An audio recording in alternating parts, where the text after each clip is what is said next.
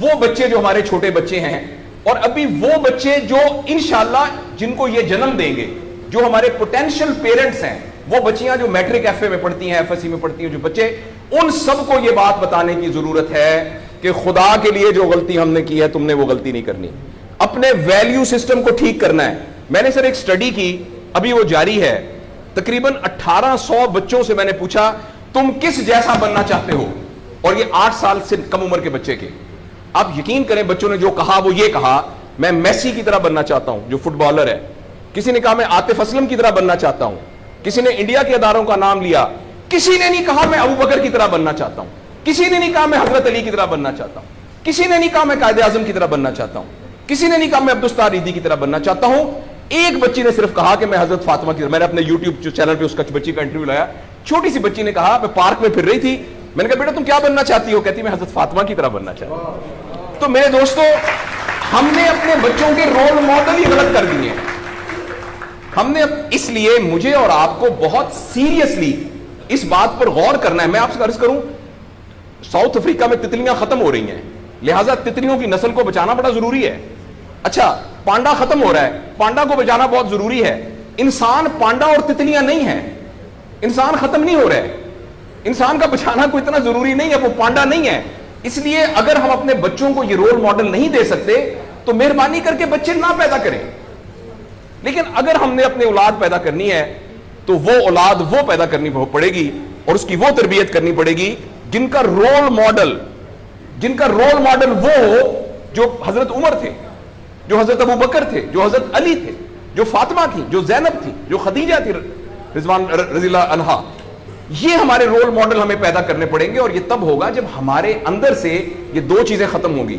Number ایک, ہم پیسے کی بنیاد پر اپنے آپ کو بڑھانا سمجھیں, اور دوسرا یہ کہ ہم فرد کو فرد کے لیے تیار نہ کریں, فرد کو معاشرے کے لیے تیار کریں. میرا بیٹا تو 1100 میں سے 1100 نمبر لے کے ڈاکٹر بن کے ایک جگہ پر اسسٹنٹ پروفیسر لگا ہوا ہے, معاشرے کو کیا فائدہ ہوا ہے؟ اور ہم میں سے آپ سوچیں کہ اللہ لوگ عموماً ہم سب لوگ جب اللہ کا شکر ادا کرتے ہیں کہ یا اللہ تیرا شکر ہے 3 مرلے کے مکان میں رہتے تھے, اب ماشاءاللہ کوٹھی ہے 2 کنال کے اندر, اور سائیکل پہ ابا جی جاتے ہوتے تھے, لیکن الحمدللہ ہمارے پاس اب 2-3 گاڑیاں ہیں, اور چھٹیاں تو سوال ہی پوادے کر جاندے ہوتے سی, کدے کدے گوڑ کھاندے سی کراستے. اب ہم سارے بھوربن میں جاتے ہیں چھٹیاں گزارنے, کبھی کبھی انگلینڈ بھی جاتے ہیں. اللہ کا ہمارے اوپر بڑا کرم ہو گیا. اس غلط فہمی سے ہم اپنے آپ کو نکالیں. اللہ کا کرم یہ ہے کہ میری وجہ سے, جیسے انہوں نے ویڈیو دکھائی ہے کہ ہمارے یہاں کوئی بلڈ کا کچھ نہیں ہوتا تھا, شکر ہے میری وجہ سے یہ بلڈ والا کام شروع ہو گیا.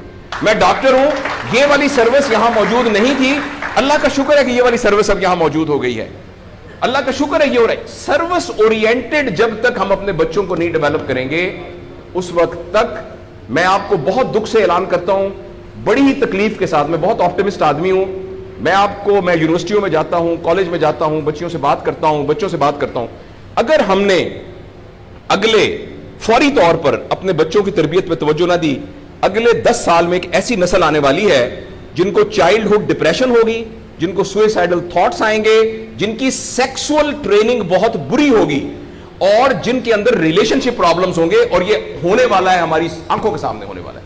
اگر آپ کے ہاتھ میں ایک موبائل ہے, آپ ابھی اپنا موبائل کھول کے فیس بک کھولے, جو پہلی 1.5 منٹ کی ویڈیو آئے گی اس میں ایک نیم برہنہ عورت ناچ رہی ہوگی. اگر آپ کے 8 سال کے بچے کو آپ نے موبائل دیا ہوا ہے, میں آپ کو یقین دلاتا ہوں اس نے ننگی عورتوں کو ناچتا ہوا دیکھ لیا ہے, اور وہ سارے ایکٹ جن کو منہ سے بیان کرتے ہوئے ہمیں شرم آتی ہے, وہ آپ کے 8 سال کا بیٹا اور 8 سال کی بیٹی دیکھ چکی ہے.